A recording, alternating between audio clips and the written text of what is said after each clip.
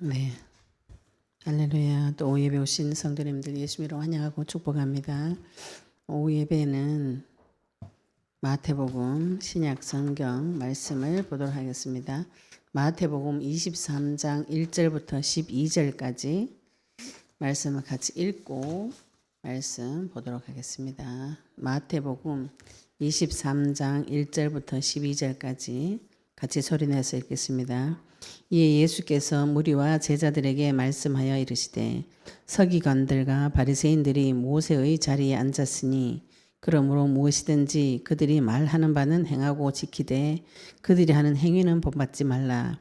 그들은 말만 하고 행하지 아니하며 또 무거운 짐을 묶어 사람의 어깨에 치우되 자기는 이것을 한 손가락으로라도 움직이려 하지 아니하며 그들의 모든 행위를 사람에게 보이고자 하나니 곧 그 경문띠를 넓게 하며 옷수를 길게 하고 잔치의 윗자리와 회당의 높은 자리와 시장에서 문안 받는 것과 사람에게 랍비라 칭함을 받는 것을 좋아하느니라.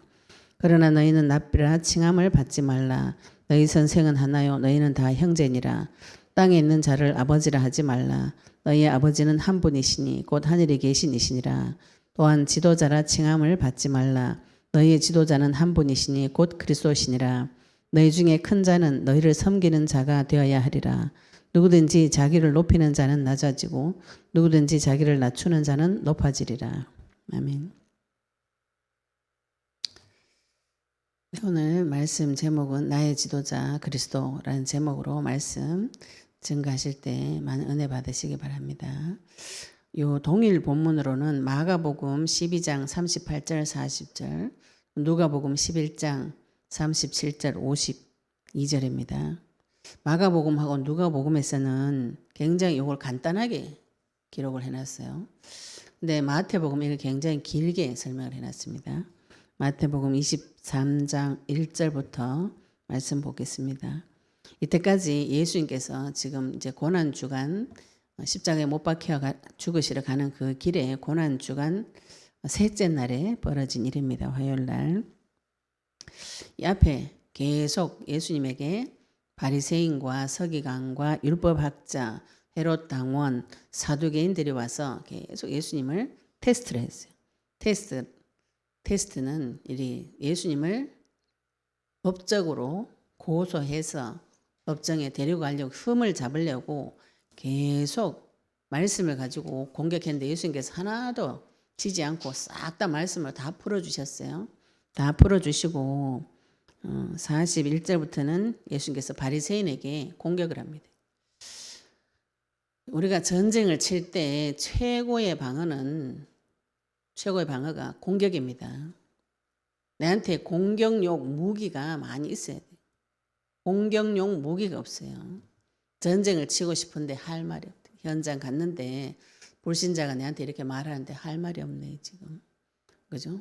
또 내보고 권세 있는 자들이 내한테 말하는데 내가 할 말이 없네. 그러면서 무엇을 하냐면은 그 불신자들한테 말씀을 막 보내줘요. 성구를 갑자기 막 날려줘. 아무 설명 안 해줘. 무슨 생각이냐면은 말씀이 하나님이다. 문자적으로 해석하셔가지고 그 말씀이 그 집에 도착하면 걔가 정신을 차리고 하나님 앞에 돌아온다고 이런 이상한 생각을 하시는데 말씀이 하나님이라는 건 말씀 그리스도를 말합니다. 그리스도를 빼고 해석하니까 다 이상하게 되어지죠. 그죠? 그래가지고 막 성구를 막 온 천지 다 날리면서 자랑을 또 하네 또. 내가 막 그 말씀 하루 종일 날리느라고 애먹었다고. 자기가 날리는 것에 자기의 수고를 자랑합니다. 이상한 걸 자꾸 하게 돼 있어요. 사람이.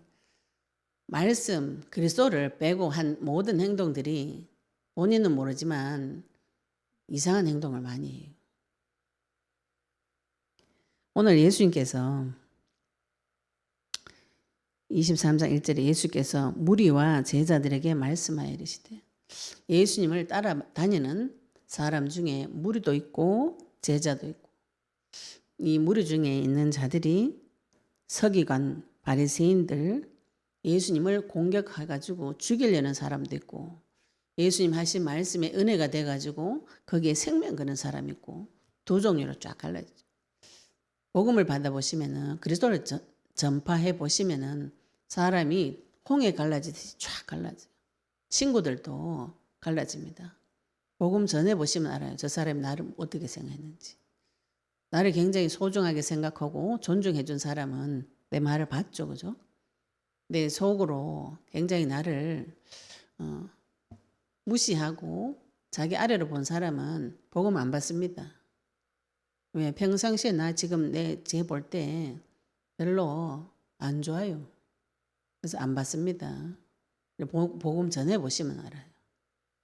안 전해 보니까 다들 막을 치고 속에서는 서로 안 좋게 생각하지만 예의상 예의 범절을 갖추고 만나니까 서로 모르는 것이죠. 그죠?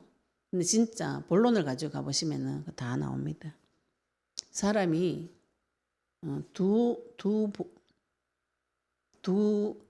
사건에서 그 사람 본성을 알 수 있다. 그죠? 동거래 해보면은 본성을 알 수 있어요. 불신자들 그죠?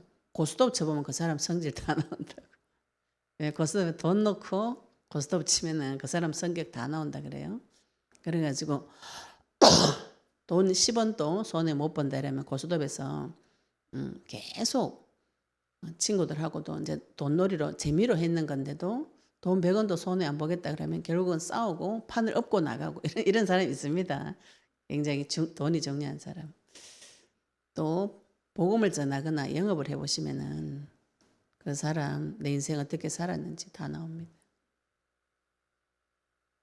같은 예수님을 모시고 한 사람은 죽이고자 하고 한 사람은 그 인생이 너무 그 말씀이 너무 좋고 너무 귀하고 나는 그 말씀을 따라가고 싶고 이런 거 하고 한 사람은 이걸 어떻게 잡아 죽일 것인가 생각 속에 이걸 가지고 같이 따라다닙니다.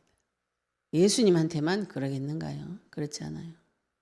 사람들도 지금 성도에게 두 종류 사람들이 따라붙어요. 제가 지금 뭘 잘못했는가 이렇게 한번 두고 보자 이런 사람하고 저 사람 속에 하나님이 계시는구나 싶어서 관심을 가지고 오는 사람하고 두 종류 사람이 홍해 갈라지듯이 쫙 갈라집니다. 복음을 전하면 전할수록 더 선명하게 저 사람 속이 보여요. 아마 예수님께서 이거 다 알고 계시겠죠. 그죠? 서기관과 바리새인들이 모여서 23장 2절에 보시면 서기관들 바리새인들이 모세의 자리에 앉았으니 요걸 이제 예수님께서 지금 무리와 제자들 예수님의 목적은 사실은 제자들이죠. 그죠? 제자들에게 지금 죽으러 가기 전에 빨리 제자들에게 복음을 전해가지고 눈이 열려야 되니까 계속 이 제자들 눈 열어주는 메시지를 지금 계속 하는 것이죠. 얼핏 보기에는 서기관 바리새인들에게 야단치는 메시지 같은데 이 사람들은 지금 야단쳐도 못 알아먹어요. 못 알아먹어도 예수님께서 하시는 이유가 무엇인가요? 지금 제자들에게 하는 말입니다. 제자들을 지금 교육시켜가지고 눈을 열어주시는 것이죠. 서기관과 바리새인들이 모세의 자리에 앉았으니 이렇게 말합니다. 서기관들 우리가 지금 계속 많이 봐왔는데 구약의 율법을 연구하고 교육하는 일을 전담한 사람이 서기관입니다. 바리새인들도 율법 준수하려고 율법대로 살려고 굉장히 노력한 사람이에요. 주로 바리새인들 중에서 서기관이 나옵니다. 그래서 바리새인이나 서기관 같이 있는 경우가 같은 말이 경우가 많습니다. 그런데 오늘 모세의 자리에 앉았으니 요거는 회당을 지금 이제 회당을 이렇게 고고학자들이 발굴해서 옛날 회당을 발굴할 때 그 자리에 회당 짓고 그 안에 돌로 만든 의자가 있다 그래요. 거기 앉아서 말씀을 가르치는 사람, 이 모세의 자리라고 그래요. 실제로 그 돌로 의자를 만들어 놓고 상석 높은 자리를 만들어 놓고 거기에 앉아가지고 이제 유대 율법이나 또 이 서기관들 중에서 가장 유력한 자가 회당에 요 자리에 앉아가지고 이제 메시지를 하는 거죠. 가르치는 것이죠. 이제 아무나 앉는 것이 아니고 아마 이렇게 굉장히 훌륭하고 유명한 분들이 앉아서 말씀을 가르쳤던 자리 같아요. 서기관들과 바리새인들이 모여 모세의 자리에 앉았어. 이거 실제로 현장에서 회당에 그 가르치는 자리에 상석 높은 자리를 이야기하기도 하고, 영적으로는 보면은 모세는 율법의 대명사입니다. 율법의 대명사. 하나님께서 모세를 통해서 율법을 주셨기 때문에 모세 그러면 율법이에요. 서기관과 바리새인들이, 서기관은 율법을 연구하고 주석하고 또 교육도 자기가 해야 되고, 바리새인은 그냥 신학적인 학문적인 지위, 그래서 사람들에게 굉장히 존경을 받는, 말씀대로 살려고 바리새인들이 율법을 준수하려고 굉장히 노력을 했기 때문에 사람들이 볼 때 굉장히 그 삶 자체가 훌륭합니다. 훌륭하니까 백성들이 그분을 보고 존경하게 되죠. 요거를 영적으로는 모세의 자리에 앉았다는 것은 좋은 뜻은 아니죠. 그죠? 모세 같은, 모세는 선지자, 제사, 조왕 이 세 가지를 다 한 편이에요. 그 하나님께서 신정국가를 시작할 때 모세를 통해서 모든 걸 다 하셨기 때문에 지금 모세는 그리스도의 예표입니다. 율법의 자리에 앉아가지고 모세처럼 선지자, 제사, 조왕 이 세 가지를 다 하는데, 이 지금 바리새인들이 하는, 서기관들이 하는 행동을 예수님께서 7절까지 쭉 이렇게 기록을 해 놓으셨는데, 이거는 실제로는 모세가 한 일은 아니죠. 그죠? 실제로 모세가 한 일은 그 율법을 통해, 율법 안에 들어간 내용은 하나님의 사랑과 하나님의 의가 율법 안에 들어가 있습니다. 율법은 보고 죄를 깨닫고 그 앞으로 돌아오는 그리스도를 붙잡고 율법의 고지, 높은 그 말씀을 그대로 내 삶에 실천해 내려고 가는데, 바리새인들과 서기관은 나는 실천할 수 있다. 행위로 실천할 수 있다. 속은 상관없어요. 속은 썩어지든지 말든지 겉으로만 잘 살면 된다. 나중에 처음에는 하나님의 말씀대로 살고자 하는 좋은 의지로 시작을 했지만 나중에 시간이 지나면서 변질이 되어져 가지고 모세의 자리, 그러면 높은 자리 이렇게 보시면 돼요. 실제로도 자리가 높은 상석이고 거기서 유명한 율법학자들이 메시지를 했고, 회당에서 지금 요즘 말로 하면은 교회에서 목사님이 말씀한다 이렇게 보시면 되겠죠. 그죠? 유대인들은 각 지역마다 회당이 다 있어요. 자기 민족들에게 율법을 가르치는 그 회당을 각 지역마다 전 세계에 흩어져도 유대인들이 먼저 세우는 것이 회당을 먼저 세웁니다. 그리고 유대인들 핍박할 때 랍비들이 주로 그 상대방 강대국들이 와서 유대인들을 죽이겠다고 할 때 전설이, 그런 전승이 있어요. 가서 회당은 없애지 마라. 요구 조건이 그거였어요. 그래서 회당 안에 들어온 사람은 죽이지 말라. 이런 전쟁 때도 그런 걸 랍비들이 요구하는 그런 전설이 있습니다. 그 정도로 회당을 중요하게 여겼어요. 왜냐하면 말씀이 교육되어지는 곳이기 때문에. 근데 모세의 자리는 영적으로 보시면은 높은 자리, 영적으로 높은 자리에 올라가가지고 사람을 모세처럼 하나님 앞으로 인도해야 되는데 하나님 앞에 인도를 하지 않았다는 이런 뜻이죠. 모세의 자리에 앉았으니 그러므로 무엇이든지 그들이 말하는 바는 행하고 지키되, 모세의 말, 율법은 맞는 거죠. 모세를 통하여서 하나님께서 신정국가를 시작하시면서 모든 것을 율법, 성막 짓는 거, 법도, 규례, 율례 다 가르쳐 주셨어요. 그러므로 무엇이든지 그들이 말하는 바는 행하고 지키되, 가르치는 율법은 하나님의 말씀이기 때문에 그대로 행하고 지키되, 그들이 하는 행위는 본받지 말라. 그들은 말만 하고 행하지 않아요. 높은 자리에 앉아가지고, 모세 자리에 앉아가지고 다른 사람에게 율법은 다 가르쳐요. 이렇게 해라 저렇게 해라 온갖 것을 다 가르치는데 자기는 하지 않아요. 그래서 마태복음 7장 예수님께서 남의 눈에 티끌 보지 말고 네 눈에 들보부터 뽑아라는 것이죠. 바리새인들이 남의 눈에 티끌이 다 보여요. 또 무거운 짐을 묶어서 사람의 어깨에 지우되 자기는 이것을 한 손가락으로도 움직이려 하지 아니하나니. 무거운 짐을 이 율법 학자들이 만들었어요. 성경에 나오는 율법 이외에 유대 전승, 전통 이런 걸 통해서 오히려 이 율법을 짐으로 만들어버리는 이런 일을 바리새인과 유대인들이 한 것입니다.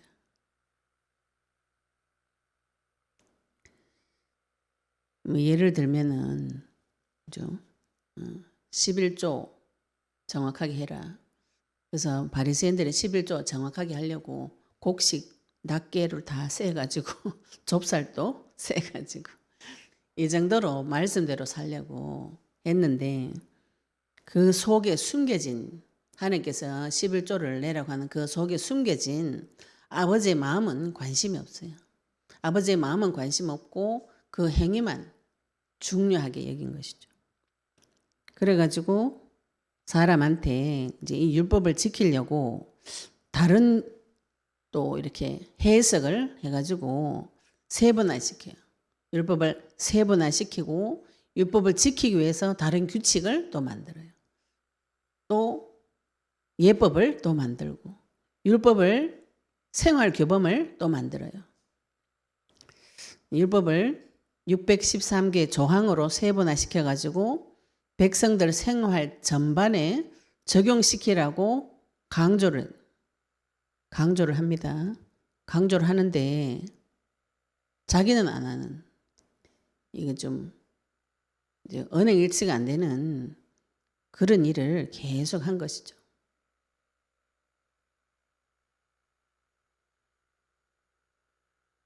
이것을 한 손가락으로도 움직이려 하지 않냐는 다른 사람한테는 계속 하라고 이렇게 해놓고 자기는 손가락 끝도 움직이지 않으려고 하는 것입니다. 5절에 그들의 모든 행위를 사람에게 보이고자 하나니 곧 그 경문띠를 넓게 하여 옷수를 길게 하고 다른 사람한테는 계속 남의 문제가 티끌처럼 보이니까 지적질만 계속 하는 지적질만. 손가락을 주로 어디에서는 지적질 하는 데만 쓰고 자기는 행동을 안 하고 그러고 그들의 모든 행위를 사람에게 보이고자 하는 이 사람 이제 겉모양만 중요해요. 그래서 경문띠를 넓게 하면 이 경문은 율법서에 신명기서 6장 4절 9절 8절 이런 데 보시면은 미간에 손목에 뭐 이렇게 손목에 기호를 삼고 미간에 이렇게 두르고 이렇게 하는 그 양피지로 그 말씀을 적어가지고 조그마한 상자를 만들어가지고 왼쪽 팔목에도 두르고 이마에도 두르고 이런 게 있어요. 유대인들이 자기네들이 하는 그 경문띠가 있습니다. 이게 지금 이제 하나님께서 신명기서 6장 4절, 6장 8절에 보시면은 내 손에 손목에 기호를 삼고 미간에 표를 삼고 이렇게 명령하셨기 때문에 신명기서 6장 4절 9절 말씀 8절 4장에서 9절 말씀을 이렇게 가죽에다가 이렇게 적어요. 적어가지고 그걸 가죽 작은 상자를 만들어가지고 왼쪽 팔목에 이렇게 띠를 차고 손목에도 두르고 하는 거는 요 왼쪽 팔에는 심장하고 제일 가깝기 때문에 여기를 딱 두르고 이렇게 또 미간에도 하고 하나님 명령하신 대로 처음에는 순종한다고 했어요. 유대인들이 그 가스실에 들어갈 때 수십만 명이 가스실에 들어갔어요. 독일인들에게 핍박을 받아서 가스실에 들어갔는데 많은 사람들이 이 신명기서 6장 4절 9절 말씀을 그렇게 손에 쥐고 죽었다 그래요. 이 말씀을 하나님 말씀 들으라. 근데 신명기서 6장 4절에서 9절 말씀의 핵심은 그리스도를 말합니다. 그 규례와 율례, 언약을 말해요.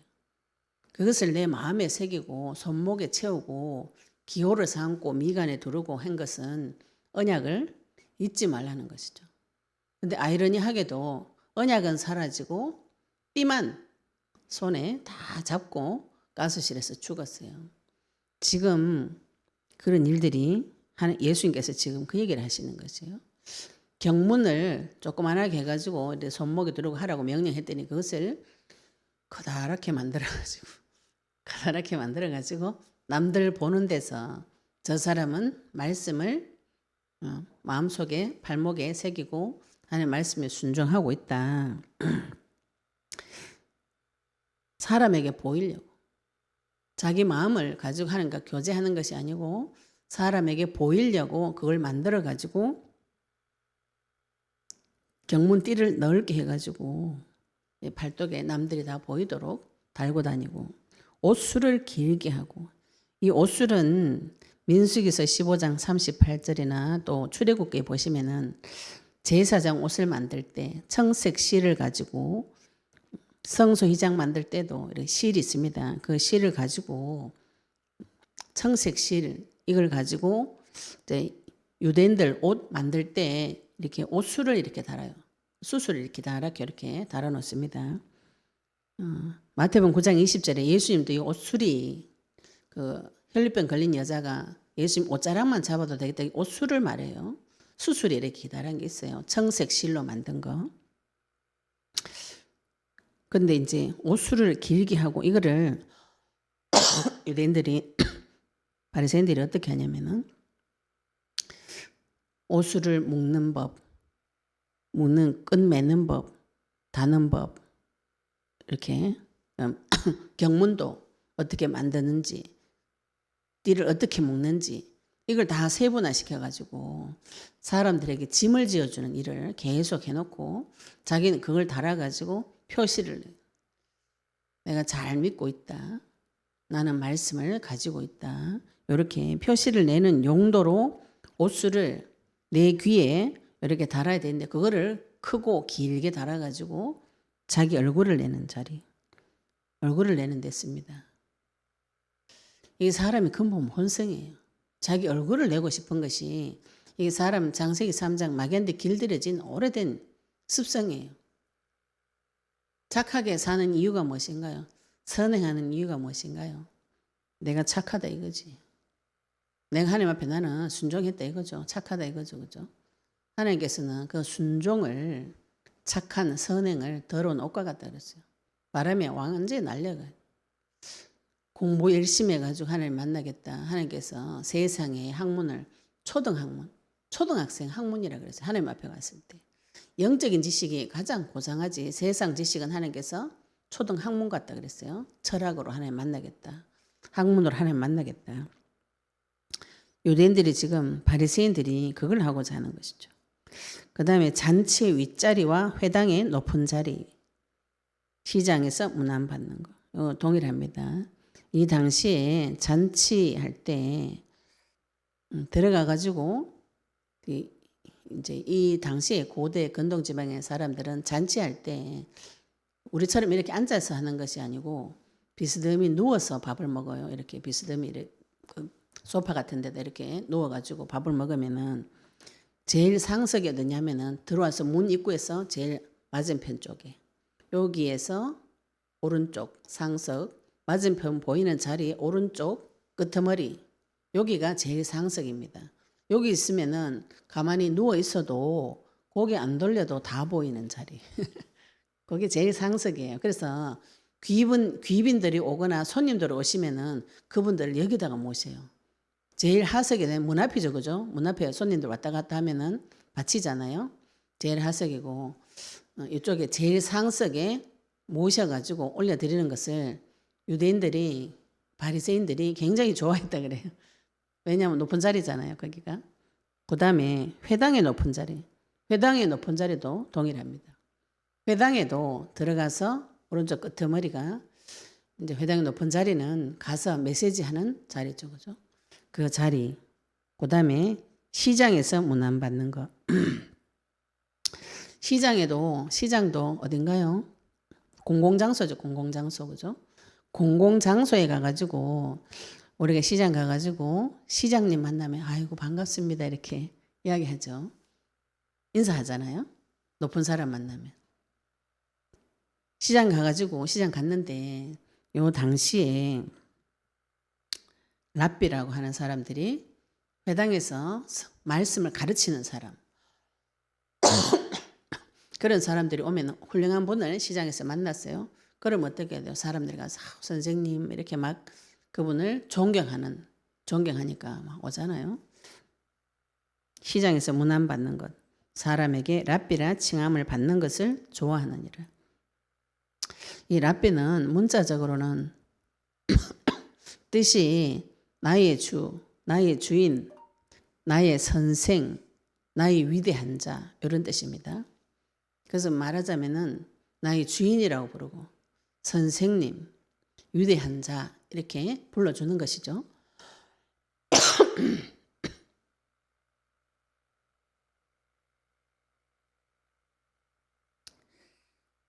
그러면은 사람들이 지금 서기관과 바리새인들은 무엇을 좋아하는가요?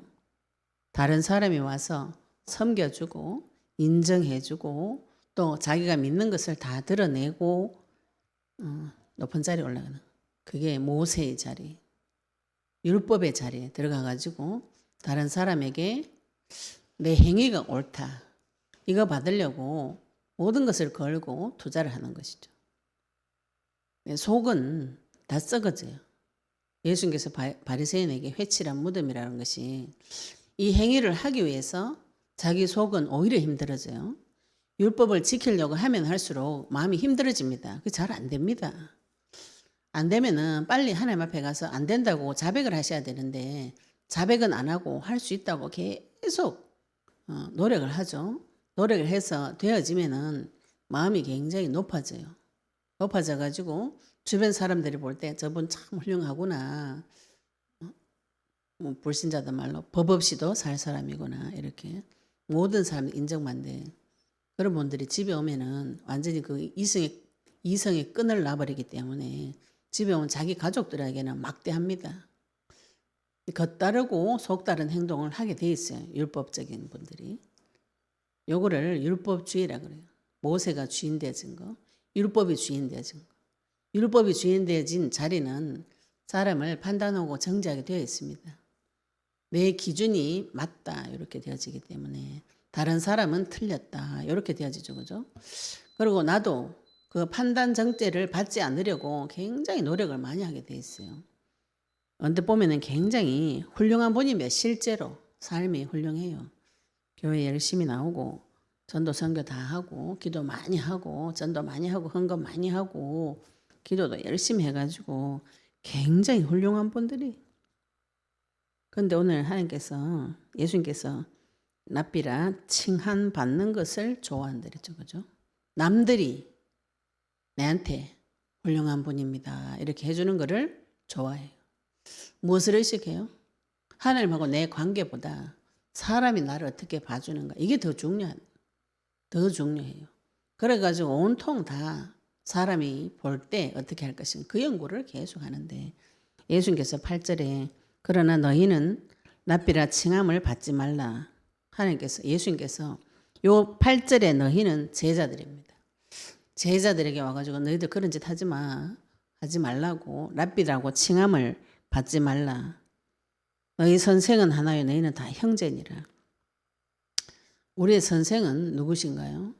우리 아버지는 누구신가요? 뒤에 땅에 있는 자를 아버지를 하지 말라. 너희 아버지는 한 분이시니 곧 하늘에 계시니시니라. 우리는 그리스도를 통해서 이 모세의 자리에서 이제 그리스도께서 오셔서 그리스도를 통해서 창조주 하나님을 만난 하나님 안에서 피를 나눈 형제가 되어진 것이죠. 그 사람의 행위를 보는 것이 아니고 하나님께서 그 사람 속에 들어가 있는 성령이 있는가 없는가 이걸 보셔야 되는 거죠. 그 사람 속에 하나님 아들을 믿는 믿음이 있는가 없는가 예수님을 그리스도로 인정하는가 안 하는가 이걸 봐야 되는 것이지 겉으로 훌륭한 선생님, 랍비여 또 세상에서 성공하는 거 종교적으로도 최고의 자리에 가서 숭배받는 거 숭상받는 거 이런 거를 좋아하는 거 이런 거 하지 말라는 것이죠. 너희 선생은 하나요 너희는 다 형제니라. 요한복음 14장 26절에 성령이 오시면은 내가 너에게 모든 것을 가르쳐주고, 선생이 가르쳐줄 때 사람 선생, 율법은 짐을 지어서 판단하고 정죄하고, 죄 지으면 돌로 쳐서 죽이고, 죄 안 지면은 그대로 놔두는 요런 자리하고, 진짜 선생이 오셨어요. 율법 선생은 죄까지만 가르쳐 줍니다. 거기서 빠져나오는 길은 안 가르쳐 줘요. 그런데 진짜 선생님은 성령으로 오셔가지고 나에게 모든 것을 가르쳐 주시고, 내가 너에게 한 말이 생각나게 하리라. 성령 하나님만이 진짜 선생님이고, 너희는 다 형제라고. 사람이 계급이 있는 것이 아니라고요. 우리는 오랜 동안 마귀에게 그런 교육을 받았기 때문에 사람한테 계급이 있다고 많이 이렇게. 그래서 옛날에는 왕정제도, 봉건제도 이런 데 제도를 통해서 인간 계급을 정해가지고 차별을 계속하죠. 그죠? 왜 그렇게 되었는가요? 사단이 세상 임금이기 때문에 인간을 차별해가지고 계속 학대하는 것입니다. 그런데 이 복음 안에서만 평등이 있는 것이죠. 그래서 모두 다 공평하게 잘 살자고 만든 것이 공산주의 사회주의예요. 근데 공산주의 나라가 보면은 모두 다 공평하게 잘 살잖아요.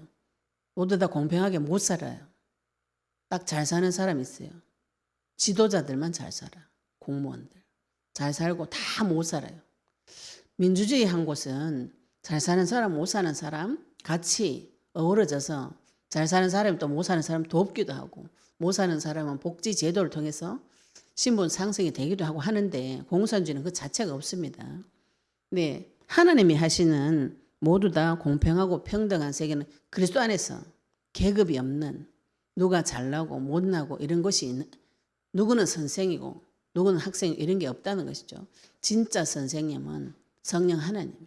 성령 하나님께서 오셔서 다 가르쳐 주시고, 또 너희는 다 형제니라. 이 말씀은 땅에 있는 자를 아버지를 하지 말라. 너희 아버지는 한 분이시니. 예수님을 그리스도로 모신 자는 아버지가 한 분인 거죠. 하나님 아버지를 나의 아버지로 모시고, 곧 하늘에 계신 이시 창조주 하나님을 내 아버지로 모시고 그 안에서 다 형제가 되어졌습니다. 또한 10절에 지도자라 칭함을 받지 말라. 너희 지도자는 한 분이시니 곧 그리스도시니라. 요 지도자는 헬라어로 이제 이 원어 헬라어 가지고 해석한 부분을 보면은 앞서가다, 안내하다 이런 뜻이 있어요. 지도자가. 우리가 예수님을 그리스도로 만나면은 그 속에 들어가 있는 선지자로서, 제사장으로서, 왕으로서의 권세를 계속 사용하고 누리면은 다른 사람보다 조금 앞서가죠. 마귀 손에서 빠져나오고 죄의 저주에서 빠져나오고 무지한 가운데 빠져나왔어요. 그래서 선지자가 뭐예요? 먼저 깨달은 자입니다.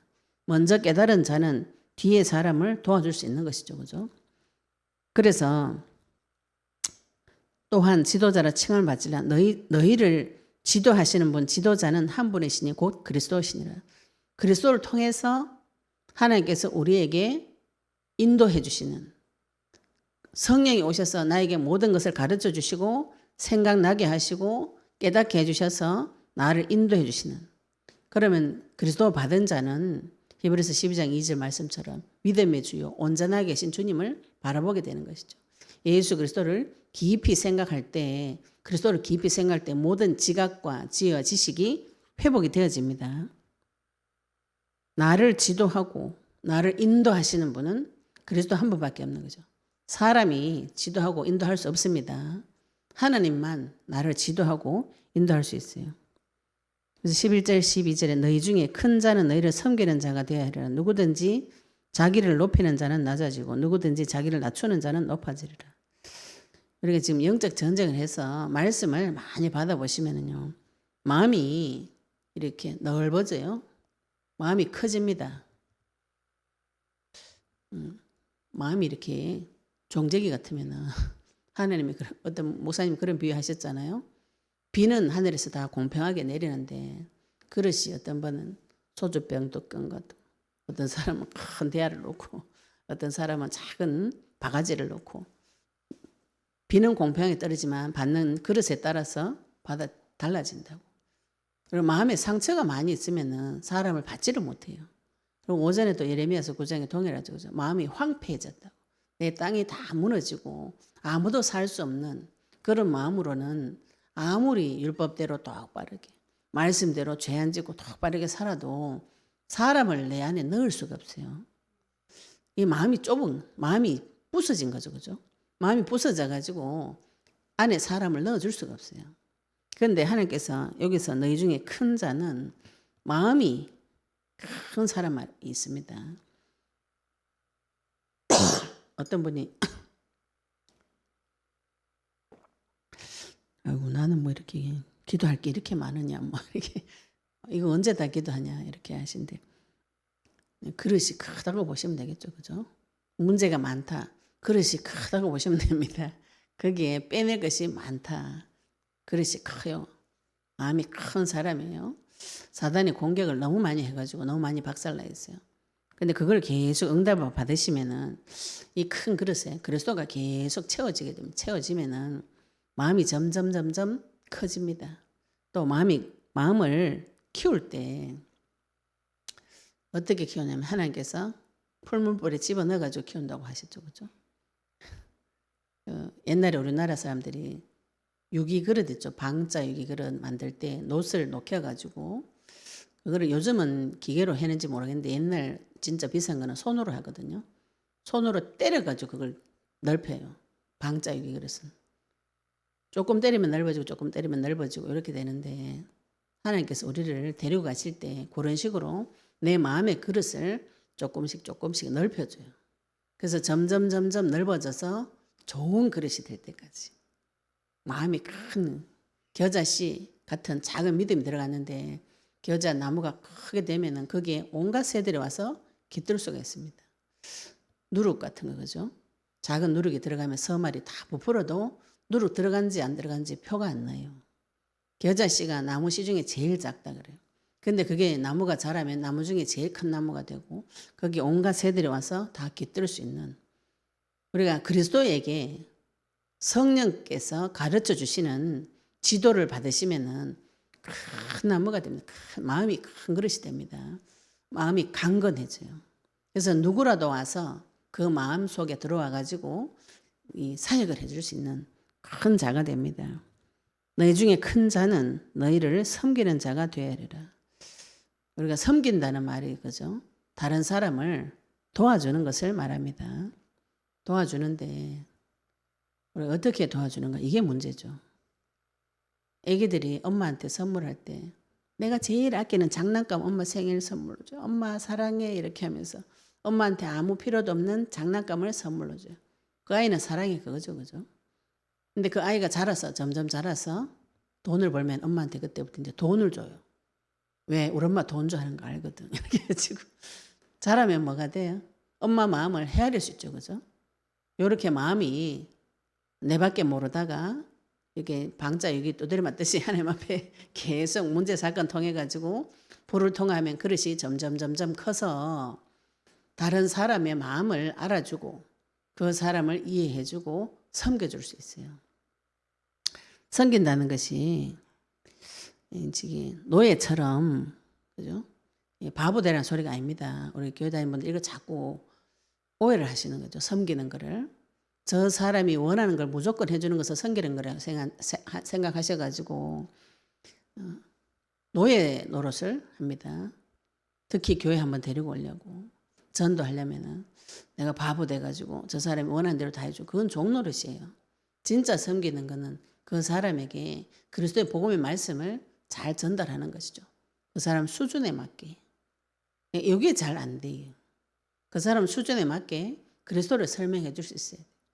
아기를 만나면 아기 수준에 맞게, 어른을 만나면 어른 수준에 맞게, 할머니한테 가면 할머니한테 맞게, 젊은 청년한테 가서는 청년한테 맞게 이렇게 그 사람 수준에 맞춰서 설명할 수 있는 것이 섬기는 거죠. 그 사람을 섬기는 겁니다.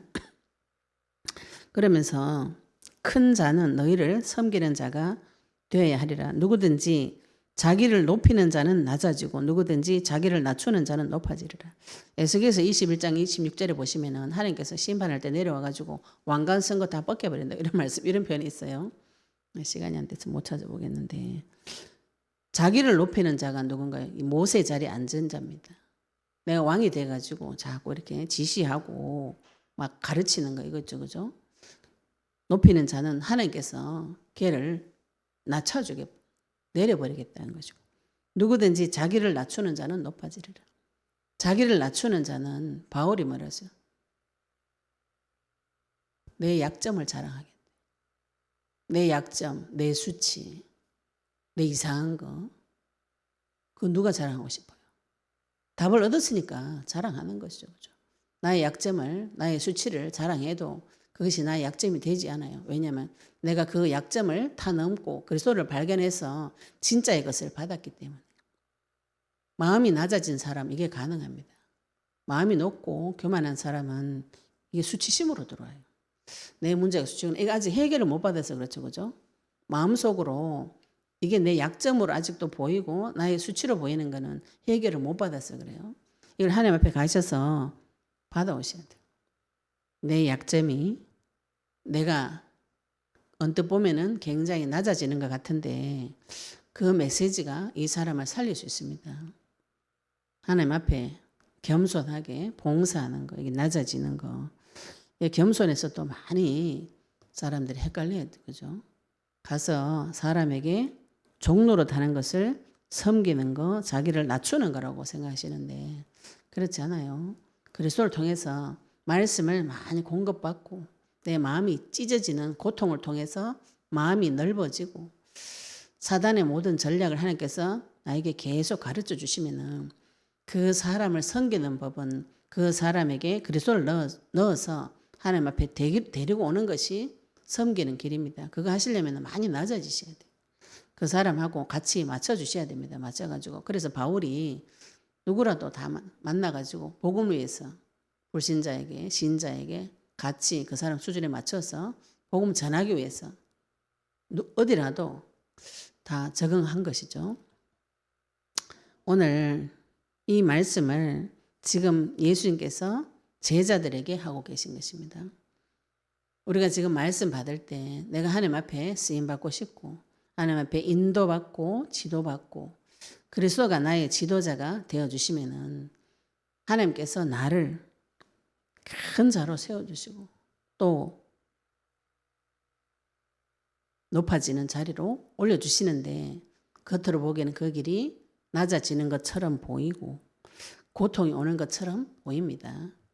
근데 그것이 지나면은 물과 불을 지나고 나면은 하나님께서 높은 자리에 올려가지고 그리스도를 선포하도록 해주시는 것이죠. 응답을 우리가 지금 그걸 가지고 기도하고 있습니다. 내가 어두운 세계 속에 있다가 그리스도를 통해서 하나님께서 나에게 완전한 것을 주신 것을 이야기할 수 있을 정도로.